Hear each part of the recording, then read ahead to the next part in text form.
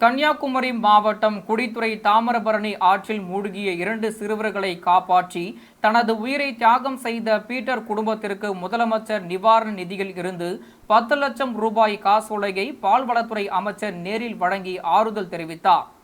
தனது உயிரை தியாகம் செய்த பீட்டர் குடும்பத்திற்கு முதலமைச்சர் பொது நிவாரண நிதியில் இருந்து 10 லட்சம் ரூபாய் காசோலையை பால்வளத்துறை அமைச்சர் நேரில் வழங்கி ஆறுதல் கூறினார்.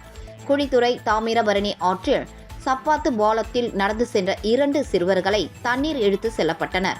அப்போது அதே பகுதியை சேர்ந்த பீட்டர் ஜான்சன் 2 சிறுவர்களையும் மீட்டபோது அவர் உயிரிழந்தார்.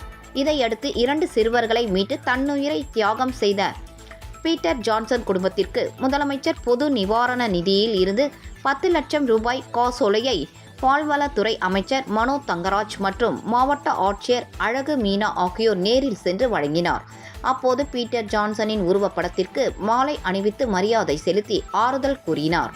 அப்போது செய்தியாளர்களிடம் பேசிய அமைச்சர் மனோ தங்கராஜ், தமிழகத்தில் TNPSC மூலம் வேலைவாய்ப்பு வழங்கப்பட்டு வருவதாகவும், பீட்டர் ஜான்சன் குடும்பத்திற்கு சிறப்பு வாய்ப்பு மூலம் வேலைவாய்ப்பு கொடுக்க முடியுமா என்று அரசிற்கு கோரிக்கை வைக்கப்படும் என்றார்.